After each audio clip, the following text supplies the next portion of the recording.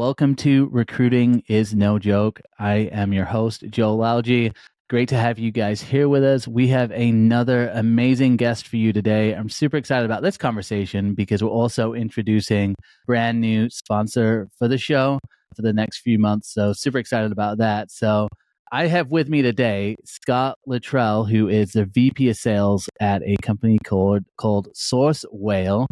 So Scott, welcome to the show. It's great to have you here. Thanks, Joel. Super excited to join today. Super excited to chat with you.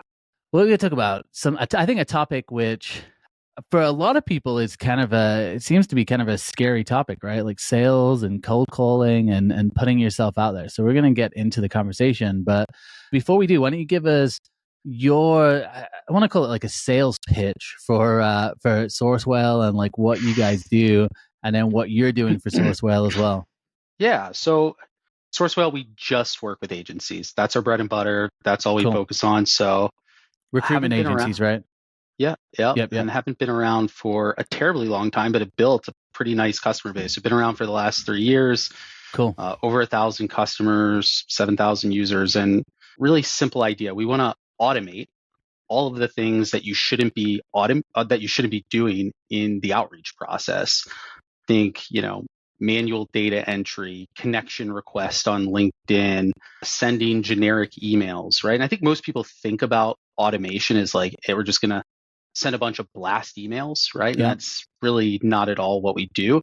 We help our clients take a multi-channel approach when they're reaching out to candidates or prospects. So think email for sure, but also LinkedIn connection requests, in-mails, text messages. So that as you're approaching people, you're really standing out with your outreach because what we're seeing right now is candidates are being bombarded with just LinkedIn message after LinkedIn message. So if you can throw an email in there and a text in there, they say that's interesting. Like this person's really getting after me. And all of that logs into your CRM, Bullhorn, JobDiva, 60 plus ATSs. And then on the sales side, does the exact same thing. Just has this level of persistence where you're reaching out to people and ensuring that your message really stands out. Yeah, I think that's huge nowadays, right? Because that's not just recruiters that are reaching out to candidates. I mean, if you're a candidate who's like a manager at a company, you're probably going to have lots of vendors reaching out to you. You're going to have, marketing from companies that you subscribe to their channels. So it's just, I feel like right now, every inbox is really, really noisy. It's just right. Yeah.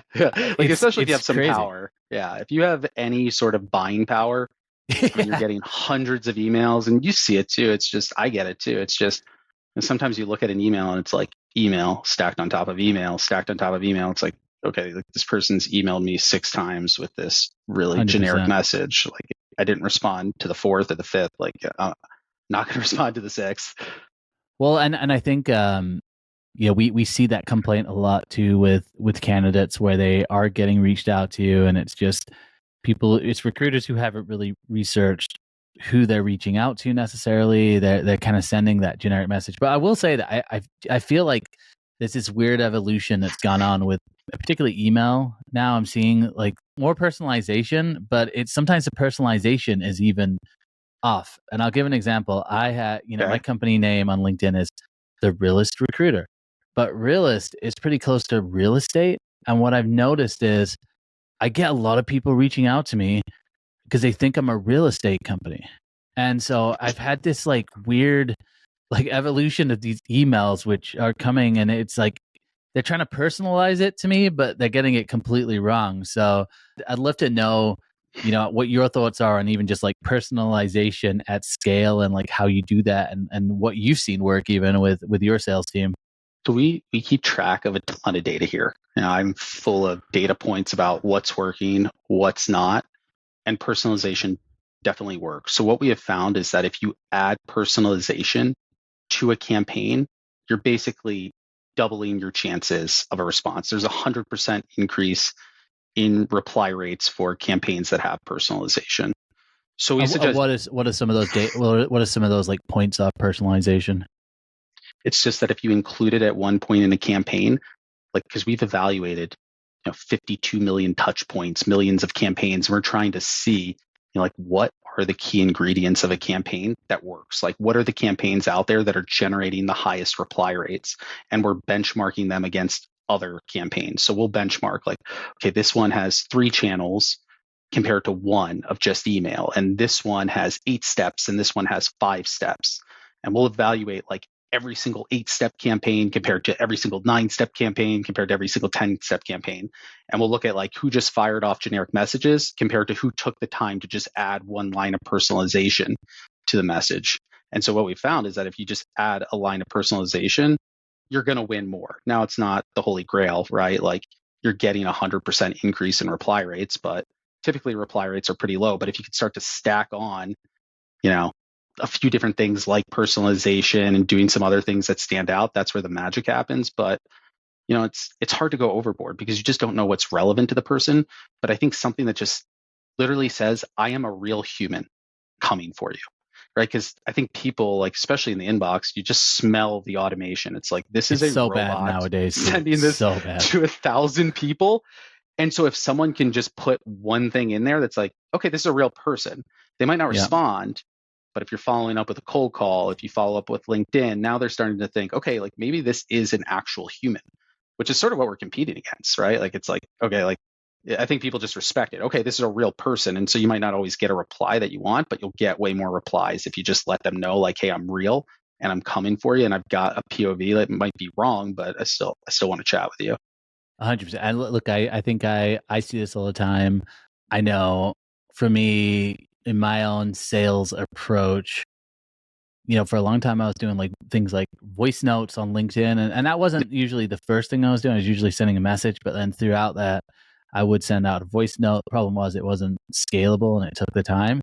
And it's almost like you've got to balance those scalable activities with the personalization, and there's a balance. I want to look at a couple of these posts. So I did some research, as I always do for these shows, and I found some posts on social media. So I want to kind of go off some of these posts, get your thoughts about it, and obviously it's all around cold calling, all around sales.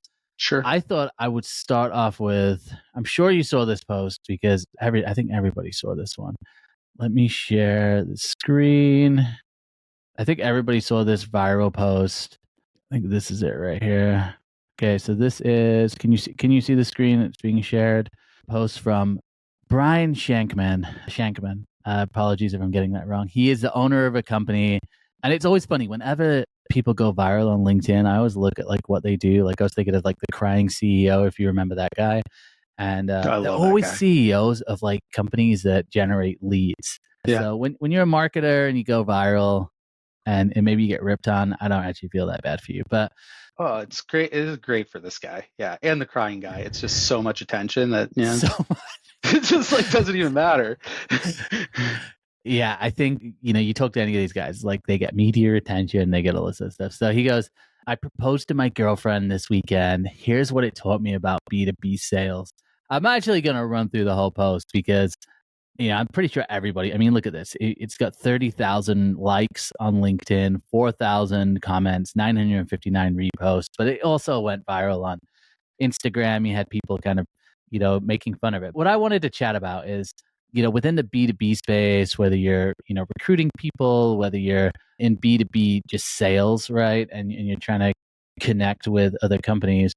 What's your thought with this whole kind of B2B content and influencer thing? Is this something which you're encouraging your team to do? Do you think it helps? Like, what are your thoughts with this as part of the sales process?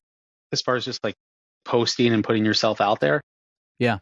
It works, right? Like we actually set aside time every week where we just take 30 minutes, put it on everyone's calendars. We give them topics to post about. We give them content and tell them to repurpose it. Because at the end of the day, it's just a different way to stand out, right? And we're cold calling and prospecting and like trying to, get in touch with these people. And we're asking a lot of them, like, hey, like we're asking for their time constantly, right? And so if you can give something that's valuable and they see a real human on the other end of the line, right? Yep. And then, like it just makes them know you a little bit more, right? And so we're trying to post as much as we can. And our market lives there, right? Like we sell to recruiting agencies. And so we'd be silly if we weren't all over LinkedIn trying to post and trying to add value any way we can. I don't know if it's right for everyone, right? Like, I think that like that's where our market lives. If you sell to sales, or if you're recruiting sales reps, if you're recruiting marketing people, if you're recruiting in HR, if you're recruiting in a place where people live on LinkedIn, then I'd be all over it. 100%. Yeah, I actually, interestingly enough, on I run a TikTok live. I try and do it like every day, but it hasn't. Granted, it Okay. hasn't been every day. But I get a lot of recruiters on that live, and it's really for job seekers. But I also get a lot of like agency owners and like people who are starting up their own businesses. And the question always comes up around content, and that's always what I say is like, think about where are your candidates spending time. So if you're recruiting truck drivers, for example, they might not be spending a lot of time on LinkedIn, but go find where are they spending time? Like where are they in? Maybe they're on YouTube, maybe they're on Instagram, maybe they're just locally at a truck stop. Like how do you infiltrate the truck Just stop? hang out. Yeah, just go to the truck stop. Hey, Spend the night. you need a new job, but it's almost thinking that way, right? I think with the content, what are some things in your mind while you are putting yourself out there? Are there some things that you think about where you're like, all right, you should try and avoid that, or like, because obviously there's a lot of like personal content out there right now, right, where people are sharing, I proposed to my girlfriend, or Yeah. like here's my dog Shaggy, and here's how it relates to business. So, like, what are some things that you would be aware of, just knowing like that you sold to C-suite and you sold to leaders? Like, what are some things that you would just be mindful of? I think it's just got to be value driven. Hmm. Like it's just, if it's just like, here's what my product does, it's really awesome, then it's what your website shows, right? So I just feel like it has to come from a place of value. And if you can fit your product in a little bit, great, but that shouldn't be the star of the show. It should just be, what you're seeing, a way that you think you can help someone, because that's how you like really earn trust. And that's what you're trying to do, right? Like you're trying to be the trusted thought leader. You're trying to be the person that people feel comfortable coming to you. And so it's just value driven, right?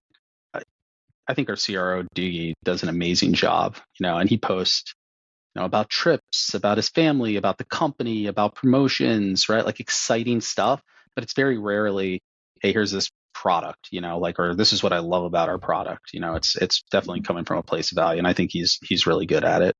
Yeah, I mean, I when I'm kind of training people on this sort of stuff, I'm always thinking, use a profile to sell. So you want to get them to your profile, and your profile should be set up to be able to sell whatever it is you're looking to sell, or set up a meeting with you, or buy a digital product, whatever your goal is. But you almost use the content to get people intrigued enough to go to your profile, right? I've got an interesting post here as well. So this one, a little bit of a different feel here. This is from a really well-known influencer on LinkedIn within the sales space. Let me just see if I can make sure I'm pulling up the right one here. Yeah. So this is Morgan Ingram. I'm good friends with Morgan. Really enjoy his content. And he's speaking to like the SDRs, right? So these are typically people who are more entry level in the sales space. And he said, focus on building your craft. So learning AI, learn copywriting skills, practice your cold calling pitch, leverage LinkedIn to build relationships, and spend time learning about your customer. And the reason I'm bringing this up is because there's a lot of talk around the SDR role becoming almost, I don't know, almost like disappearing, right? And then we're hearing this kind of same talk, obviously, with like certain functions in recruitment as well, like maybe like recruitment coordinator roles and roles that are more like admin based. Like AI could definitely come in, and automation could help with that. But what advice do you have for people who are, more in those entry level roles, and like what are you seeing work for people who are like first line, where they're like trying to set up appointments? Like how do you kind of coach people on getting better at that craft? Yeah, I mean, I think there's a few things that you got to do. I think the first is focus on the best accounts. Right? That's number one. Like if you're cold calling, or if you're a sales rep at an agency, like you have to be focusing on the best accounts. Like who's going to give you the most roles, right? Like who are you going to just make the most money with? Because at the end of the day, I've hired people, and then you look at it and you're like starting to evaluate their accounts, and 50% are good fits, and they're just wasting their time focusing on bad accounts where no matter what they say or how good their messaging is, it's just never going to matter, right? At what point do you kind of determine that in the process? Like how do you eliminate companies? Well, I try to teach them. You got to teach them how to fish. You have to teach them how to find the best accounts. right off the bat, and then you have to monitor it. You can't just let them go. It doesn't take very long. Within the first month, they should have a really good grasp on your addressable market, who to target and why, and what's going to resonate. Right. And just to give some context to everyone as well, like when before you were at SourceWhale, you were with another like kind of prospecting company, right? Well-known one. And you broke into some really large accounts. So just in the recruitment space, like what were some of the accounts that you broke into? And I'd love to kind of know your strategy with that, and like how you thought about that, and like how you were able to gain some of these massive accounts as well. Yeah. Can I say the name of the company? Is that okay? Yeah, you can. Yeah. You can. Okay, yeah. So I worked at ZoomInfo for 13 years before SourceWhale. I worked at SourceWhale for a year. And when I first started, they basically gave me and one other guy the recruiting market, and that was our specialty. We were going to go out and renew accounts and bring on new business in this market. And so, 13 years ago, it was just open game at ZoomInfo, which, like you guys know where they are now. And so I brought on Adecco, Ronstadt, Kelly Services, and thousands of other small accounts too. So, but back in the day, that was a long time ago. And back in the day, we could just blast emails and it would work, right? It was way different. It was the Wild West. That was when email inboxes weren't overly crowded. That was when the sequences worked. Yeah, it was like sequences, like, like we could blast emails, like this is gonna work, and you just like send 200 out in a day, and you get 5 meetings, and you just be like, sweet, we'll just do this again tomorrow and get another 5. That is hilarious. So there was that. I did cold call, and I did a lot of that blasting to just like the broader market, but to the really good people, like my white whales, my awesome people, I did have a point of view. I was personalizing a real way that I thought we could help, or other companies that we were working with in the space, and telling them how.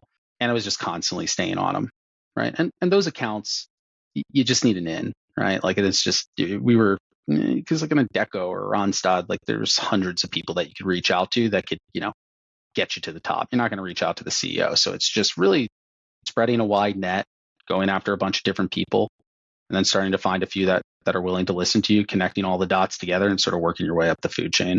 I love that, and I'm curious, post pandemic, right, which is the world we live in right now. Have you seen any change in just overall strategy? I mean, I feel like I have, but I'm curious to get your take on that. Like, has there been any kind of shifts that you've seen? For some reason, I just think of like the pandemic as like that point, an inflection point where a lot of things changed. But curious to hear your perspective on that. Well, yeah, like if you look at what happened in the pandemic, like I think like the amount of emails that people got per day skyrocketed by like 30-40%. Right. And so like when everyone's going one direction, it's really important to go a different direction, right? Because I think like the biggest thing about going out and getting a meeting, no matter what industry you're in, is you got to take chances, and you got to be different, and you can't do what everyone else is doing, because if everyone else is doing it, you're just going to get lost, just like everyone else is, right? These executives that have budget, that have open roles, they're just not responding to people that are just sending them 5 emails. So you got to hit them on LinkedIn. You got to send those images, sequences aren't videos, working as sweet now, are they? Those voice notes that you were talking about, because like it takes a lot of time. Like our data shows that it takes 8 steps to reach someone, right? And like the difference is like a lot of the people that we talk to are like, hey, how many times are you reaching out? And they're like, yeah, maybe twice or 3 times. It's just like, got to stay on people. I've been the VP of sales here, and I get reach outs, and like it's either 2 or 3 blast emails, or like, hey, I want to connect on with you in LinkedIn, and like, you look like a good person to make connections with, and then I connect with them, and then they start pitching me. Yeah. That's the 2 ways that people are approaching me. But so people crazy. Aren't cold calling. People aren't sending unique messages. They aren't doing voice notes or videos. And so like any way that you can just say, I'm here, I'm a real person, and stand out, like, especially if you're in the recruiting market, because like you're selling that same type of outreach and aggressiveness to go out and fill their roles. And so I just feel like it's better to take chances and get a slap on the wrist and get stung and get no's, because like if you do that, you're at least being seen, compared to just like, hey, here's our value prop and here's what we do. Like, are you available? Like, I think people are just sending the same old boring stuff right now. They are, and I don't think I have staffing and recruitment on my realist recruiter page. I think I got media company on there, but I get a lot of recruitment agencies reaching out, and I completely agree. It's like super long emails sometimes, and sometimes I'm just like, man, do you really think someone's reading this? Like, first of all, if I don't know you, even if it's a DM, like it's unlikely I'm going to take that much time to read what you have to say. And I tell this to job seekers. It's that same thought. Like, you're much better just to quick and to the point. Like, here's a job I applied to. Do you have a couple of minutes to chat? Right. 100%. And it's, if you're looking to work with a company, hey, you got this opening. I know I can fill it. Something short and sweet and to the point. And sometimes I'm getting these messages, and then it's going to be a sequence, and it's like a 4 or 5 step sequence. Each message super long, and I just think, man, that's, like you said, it's like they never show that they are human in there. And I think, I'm not even really the ideal client, but I think if I was the ideal client, I would probably equate that to, oh, this could be the way that they represent me if I even take the business. And I'm not sure I'd want to have people reaching out to candidates on my behalf in that way either, which I think you make a great point with that. There's just so much fluff that people are sending, and you're right. Just get to the bones, be really direct in your emails. We grade content. We have this thing called Content Coach in our platform. Oh, that's cool. And I feel like that tells you, like, hey, you got spam words, or you got run-on sentences, or your subject line has punctuation. You shouldn't do that. But like the one that I feel like people always get when they first type in an email, and I'm guilty of it, it's really helpful because it's just like, it's always too long. Like, consider always shortening your subject length or the content length. And so it's just a really good piece of advice. Like, what can you cut out that's just not 100% necessary? Because like the way I look at an email is, it's really hard to capture these people's attention. So like the first email or the first sentence in the email is almost designed to get the second sentence read. And the second sentence is designed to get the third sentence read. But like after that third to fourth sentence, it's like, it's hard to like be very compelling unless you personalize it. And even then, like if you did, like it would take you a lot of time, and there's a good chance they might not even get to read it. So just think, like, what do I really want to get across, and how do I lead with that? I think a lot of people bury the lead too. Like the best part or the most like compelling thing that they have to say is their fourth paragraph. It's like, you need to lead with that. You got to lead with that. Yeah, look, it's so it's funny because it's the same with content as well. It's like even, content on LinkedIn, right? It's like that's how you're trained to copyright in general, is to think about each line, like, is it compelling enough to get somebody to read the next line? And I think we're just in a world, whether you're sending emails, you're calling people, you're creating content, whatever your strategy is you are faced with extreme competition with people who have a lot more money than you. And it's like, I used to think like, oh, my competition is the only competition, like talking about Adecco, like Adecco's my competition. It's like, no, Netflix and Hulu and the news and the election, that's my competition, because that's sucking attention away as well. And so I just think it's like you said, if you having that mentality helps, but I think it's easier sometimes to default to really basic messages and then just go, well, the market's tough, right? It's a tough time for us all. So, feel bad for me. I want to transition here to talking a little bit about cold calling, because there's something funny about cold calling, and I'll give you a little background on even why I started creating content. I literally started creating content because I wanted to get away from cold calling, because I'd seen so many people on the internet talking to me about, if you can create a brand that people recognize, you can get people to come to you. And I was in a recruitment seat where I was doing business development, obviously recruiting people.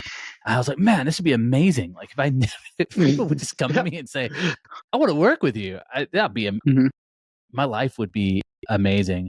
And I'm about 5 years into this journey, and I do get a decent amount of inbound inquiries, but there was a while where I wasn't getting the inbound, so I was having to still do outbound. But I have noticed, I think there is, oh man, I don't know what it is around cold calling, but I see these posts. So I want to actually start with a blog that you wrote, or that you were involved in writing, because for SourceWhale, because I just think that approach here is amazing, because it's just all data. And I think there's a big difference when people say, like, they just say something like, oh, cold calling is dead, versus like actually looking at whether or not cold calling is dead. Yeah. Um, so why don't you kind of walk us through this? Like, I love this first part here too in this blog where it's just like right into the data. And so why don't you kind of walk me through this and what you found just on your platform with all the data that you have and all the calls that you have? Yeah, like I said earlier, like we've analyzed 52 million touch points, calls, LinkedIn messages, emails, text messages that have gone out through our platform. 66% of the meetings that have been booked have been over the phone, right? And so like we like to think about emailing, texting, LinkedIn connection, LinkedIn email as almost bombing the ground, right? So that when you do pick up the phone, they know you, they know who you are, like they know that you're after them and they're more receptive to your call. Cold calling works, right? And I talk to people all day, and it seems like the people I talk to that are willing to pick up the phone and make calls, those are the ones that are booking the most meetings. And data suggests it is too. So, Well, it says here too, 56% more likely to book a meeting when a call is integrated into your multi-channel outreach strategy. So based on what you said, the calls coming after some of that kind of like LinkedIn, email, is that like kind of like an optimal time that you like what stage? Let's say you got a multi-stage sequence that's across different channels. Like at what stage do you kind of see it most successful adding the phone call into there?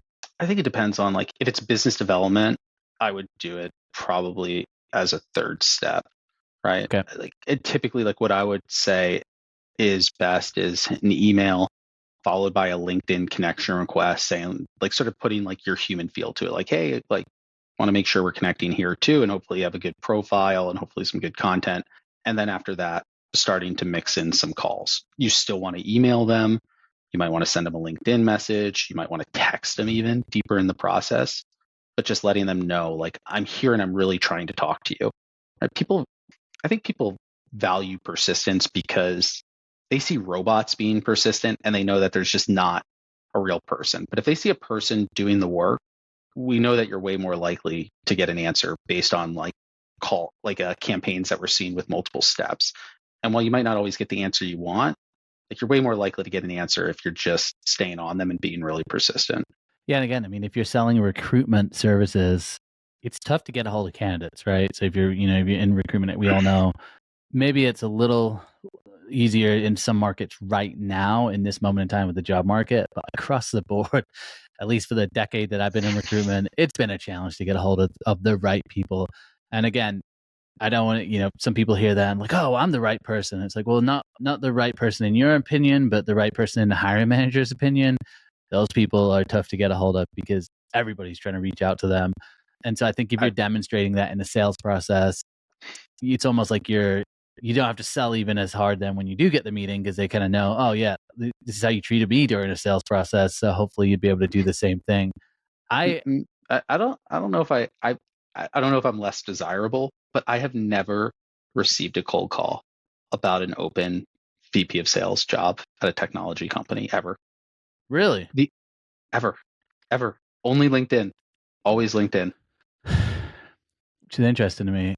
I would have thought this is because I talked to a lot of sales professionals who are looking for new jobs, and I kind of tell them that same thing where, okay, you want a sales job, figure out who is hiring for their team. It's director of sales, VP of sales, whoever it is. Bigger company, it's might be a director. Smaller company, you might be looking at like the VP of sales. And I'm like, do like a business, Oh yeah, show your business development strategy to them. that I get, that I do get, and I love it. I love when I see that because it's just like, okay, like I'm not hiring for like skill. Like it's like, okay, you've got that dog in you, like you cold called me, But yeah, and it's like, I mean, it's a little bit harder to do if you're an accountant, right? You're not gonna like, here's my accounting work. The accountant's gonna be like, what is this? Like, I don't care. But sales is the one. It's the same almost with marketing sometimes. I'm like, if you're in marketing, and you need a job, like put together a really cool marketing campaign on LinkedIn and get a bunch of attention, and someone will probably be like, oh, you're good at marketing. And sometimes it's with certain roles, I think you can do that. But this is really interesting here. 12.4% of recruitment companies are including a call. This is really surprising to me. So like, like, are you saying like 12.4 companies on your platform, or just Yeah, 12.4 companies in general? on our Are you platform. Yeah, okay? yeah. Wow. Why is this? I know you kind of get it. This is where I feel like this blog is in line with the conversation, but like, Uh, what are you seeing? What is the reason? I think it's fear, or they're like, oh, like it's just sort of chalking it up to defeat. Like, this person, no one ever picks up the phone, you know, like everyone's busy. And I think that people they just start sending emails and sending LinkedIn messages. Yeah. So I can't explain why, but I do know that the people that do it are the ones that win. And we have an SDR team here, and the people that are best on the phone are consistently the ones that are setting up 20, 30 meetings a month. I think I'm definitely one of those people. I am, and in fact, SourceWhale was like, your company were like, hey, can you contribute to this blog? And I was like, I'm gonna be honest with you guys, like, I'm not the cold calling guy. So Well, you're, I feel like a fake doing that. But I but will say, like, one of the things that went through my, because I have obviously done cold calling in the past, and it has worked for me, and which is almost ridiculous. And why wouldn't I keep doing it? But I think one of the things that I did notice was, man, you got to do a lot. You've got to put I feel like nowadays, because of maybe how people are dispersed, like some people aren't in the office, maybe they're at home, and maybe you got the mobile contacts, like you got to make a lot of calls, right? To even get people to pick up, let alone get people rejecting you on the calls. So have you seen any data around that? Like, you just have to make more calls, and how do you kind of coach people around that? well, I mean, like we have a dialer in our system. We tell you how many have picked up, how many have not interested, how many are interested, how many have led to a book meeting. And so I think it's really digging into the data, right? And when you have someone that's good, let's say you have a team of 5 salespeople that are making calls, and there's one person converting at a ridiculous rate. It's about going in and listening to their calls and just copying it. Like, we don't want to reinvent the wheel. Like, if someone's doing something on your team, there's a good chance that you can replicate it. It's not rocket science. Like, what you're doing, there's not many people that could do what you're doing, Joel. Like, you're creative, you're putting out content that's interesting to people. But I think about most people out there, and it's like they just don't have that ability to do that. Like, they're not going to be compelling and interesting to others because they're just normal people. Like, you're motivated and creative. And so it's just, it's reading about it. It's listening to other people. It's sitting down with the people on your team that are really good at it. Right. And it really like just boils down to confidence, not even confidence, just like your delivery, finding your tone. And it's really, I think, all tone, right? Like, I think you can stumble on your words, but if you just truly sound like you can help the person on the other end of the line, like that's where I was most successful. That was my tone, is just like having this wholehearted, like curious, like I really think we can help you. And just like when I believed that, I found that the other people on the other end of the line believed it too. And then I've had like bulldogs on my team that were just so confident and just like, like they had a very different approach, and that worked, right? Like, it's just like, it's about finding what works for you and your tone. And if like people buy into your tone, I feel like they give you, a little bit more time to get across what you do. Yeah, it's interesting because when I think of salespeople, I definitely, like, I was laughing with my wife the other day. We were watching. She'd never seen Grant Cardone, and it was like Grant Cardone's got his daughter doing content as well, and we are just kind of like, what in the world? But then there was another guy, and I can't think of his name right now. But I showed her his video, and then she's like, "Wait, is that the same guy as last time?" And then there was another guy, and it was like, I think sometimes, like you said, like there can be that, I don't know, like there definitely can be an idea of what you think works in sales, where it's like super, like I'm just gonna do Yeah. it. But then I've seen I feel like, even within recruitment, like some of the best recruiters I've ever seen, just like calm, cool, collected, and like you said, they're just Yeah. wanting to help. They know the industry, they're bringing value, and I love that idea of just finding your own tone, because I honestly think that sometimes it doesn't happen like in sales orgs. Like sometimes they're like wanting you to fit into a mold of something instead of like just letting you be you. And it's like that authentic wanting to give value is huge in the whole process. Tons of different ways to get results, right? And it has to be you, because if it's you, you believe, right? And if you're just trying to replicate what someone else does, you can replicate the words, but how they say it, like, you've got to believe. What do you do, or what have you done in times where you just haven't been motivated? Like what kind of motivate? Do you have like a go-to that, I don't know, maybe it's a song that just gets you going? Like how do you And what advice would you have for people who are just like maybe they're in a slump, maybe they're just not feeling confidence? Like how do you do that, and what other advice would you give people to build confidence? Yeah, I mean, like you got to go, like you got to do it. That's step one. So if you aren't feeling it, move your body, go for a walk. But the only cure to slumps is winning, really, like, and it just takes one. And so, like, my biggest piece of advice is if you get one, that is when you are at your most confident. That is when you believe in yourself most. That is when you have to put the pedal down and just go, right? I see people waiting deep in the afternoon, like, oh, I'm going to put this off. I'm going to put this off to make my calls. And then they'll do it at 4. And it's like, oh, I didn't get anyone to pick up. But it's like, if it's me, I'm literally setting time in my calendar every morning and every afternoon. And I'm not mixing it in throughout my day. And it's like, oh, I'll do one here, I'll do one there, because like you have to get in a zone. And it's like, it's not fun, right? And people who say it is fun, like, oh, I like cold calling, like I think they're sort of crazy. It's not fun picking up the phone and calling total strangers. So rather than spreading out that not fun activity throughout the day, just get a time in the morning for an hour where it's like I can get 20 or 30 calls out. And if I'm just diligent, I can get through it, right? And then just do the same thing in the afternoon. Yeah, if you got to do the call blocks. And nowadays it's just so easy to get just distracted, right? And sidelined, like, oh, Joel posted again. I got to go watch his content. I would rather do anything else than this. Yeah. I would rather just scroll on TikTok mindlessly. And look, I know when I have done cold calling, I think that is what you have to do. And like I remember a couple days, just one of the agencies I worked at, I didn't love the culture there, I will say, but one of the things that I did think was nice was they just had like rooms you could just go into, and you just go in there for like an hour, and it was like, oh, it was cool. Like you kind of like with the team, hey, I'm going to go make some calls. And then people would ask you after you got out, like, oh, how did it go? And so it kind of gave you some accountability there as well. I want to briefly, because I know we've only got probably about 5 minutes left here. I want to look at this last piece of content. And this one is about like just openings for cold calls. So I saw this post, and I think anyone who's in sales probably knows Nick here. And I like Nick. Nick's a good guy. But let me just play this content here. And let me know if you can't hear it, because this is the first time I shared like a LinkedIn page. Usually it's TikTok, but just let me know. Folks, the absolute worst cold call opener in the world is, hey, is this Nick? When you're making a cold call, do not ask to confirm the other person's name when they answer. You've got to just assume that you have the right person. When they answer and say hello, and then you go, hey, is this Nick? You are telegraphing the fact that you don't know them, that you don't know the sound of their voice, and that you're a total stranger interrupting their day. And so... All right, I'm going to stop that there. I take it you did hear that. I heard it, yeah.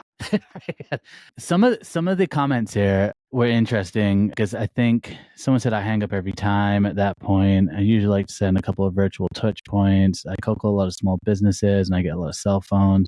How do you follow up when it goes to voicemail? But then I know a couple other people were like, that's, it's kind of like a pretty common permission opener, right? So what do you think about that, first of all? And then what kind of openings do you use or have you seen that are successful? Like when you just cold call on someone you don't know?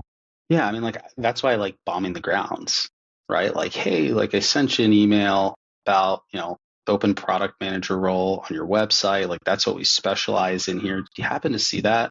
It's like, I've been trying you, and like, I've got a reason why I'm calling you. Like, yeah, it's not just like, hey, here's what we do. Is that interesting? Yeah. Right. So I think that it's like, you got to have a reason why a call makes sense with a little bit of personalization. You can't just go there. If you're really good at cold calling, then great. You're probably not listening to this, like you know what you're doing, but like if you want to go out and do it more, like you got to have a reason that you believe in.